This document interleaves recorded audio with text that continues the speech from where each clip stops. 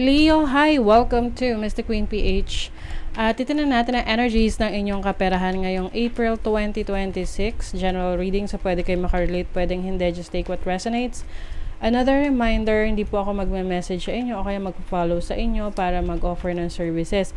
Mag-ingat kayo sa mga fake accounts and scammers. So kung gusto ng private reading, just go to my website, mrqueenph.com, o kaya naman mag-book na kayo directly sa aking calendar. Link on the description or comment section. Pero kung hindi nyo makita yung aking booking page, go to my website, mrqueenph.com. You don't have to message me, o kaya email nyo na lang ako, mrqueenph@gmail.com. Okay, so Leo, let's see energy ng kaperahan. Career, money, finances for you ngayong April for Leo.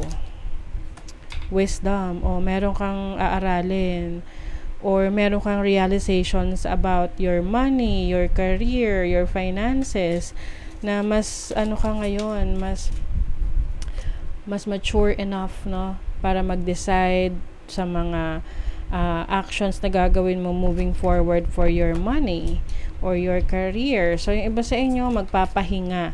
Pwede ngayong April meron kayong ang tawag nito, bakasyon, ayan, or magli-leave kayo sa work for a few days to recuperate, and magkakaroon kayo ng self-reflection about what you really want for your money, for your career, for your business. Pwede kasi meron kayong major decision na gagawin. You also have forgiveness, forgiving yourself. Maari kasing meron ka mga naging decisions in the past pagdating sa trabaho mo, career mo, sa business mo, sa pera mo, bad decisions. Kaya ngayon, you are forgiving yourself, or maaring meron ka rin patatawarin na person sa buhay mo na binigyan ka ng problema pagdating sa pera, or can be forgiving yourself pagdating sa mga decision mo na hindi mo pinag-isipan. So ngayon, marami ka nang natutunan sa iyong mga experience. So you are a better version of yourself. Let's see, ano pa for Leo? Money, career. You have the Two of Cups, the Six of Swords, the Sun. You're moving to a better direction. I feel like merong person sa'yo ngayon nag-i-inspire, or someone is helping you, supporting you to move through these challenges, na ngayon papunta ka na dun sa opportunity na you've been wanting to start or you've been wanting to do. This is also your energy, the Sun. The Sun is clarity. So, kung dati parang nalilito ka, ano yung ipupursue mo, ngayon maliwanag na sa'yo. Ano yung gagawin mo? Yung iba sa inyo mag-a-abroad, o kaya lilipat kayo ng trabaho, lilipat ng lugar to focus on what you really want, or to focus on your passion. There's also learning opportunities here. I see mentorship. So, pwedeng may magme-mentor sa'yo pagdating sa craft mo, pagdating sa gusto mong palawakin pa sa iyong trabaho, sa career mo. Maari ring mag-aaral ka, or parang pwedeng self-study, or maaring short courses online.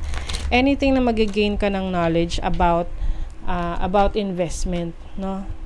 Oo, stock market or Bitcoin or ano pa man, na kung paano mo mas mapauunlad yung pera mo. And ayan na, ito yung rest mo talaga. It's time to enjoy nature around you. If you feel anxious about the situation in your life or in your career, take a walk to clear your head and be healed. Oo nga naman, 'di ba? So i-enjoy mo ang bakasyon mo, itong leave na to, kasi yan yung magbibigay sa'yo ng clarity. Yan yung magre-restore sa'yo. Ito yung mag-ground sa'yo, magre-replenish ng nawalang energy, 'di ba? You are healing. Your finances are healing quickly. Continue to do what's best and you will soon see great results. Totoo naman. You have gained the energy that you need. Yeah, that makes sense. Kasi with the sun, this is your energy, your light, liwanag. You are healing, diba? Ang sabi ko sa inyo kanina, maaring meron kang mga bad decisions na you are forgiving yourself. Sabi dito, you are healing from a past mistake and there's no turning back. You may be troubled by your bad decisions, but it's time to move forward. See, you are moving on. You are moving to a new direction para sa ikabubuti ng finances mo, trabaho mo, career mo, or business. Entrepreneurial spirit. You are going to embrace your inner entrepreneur.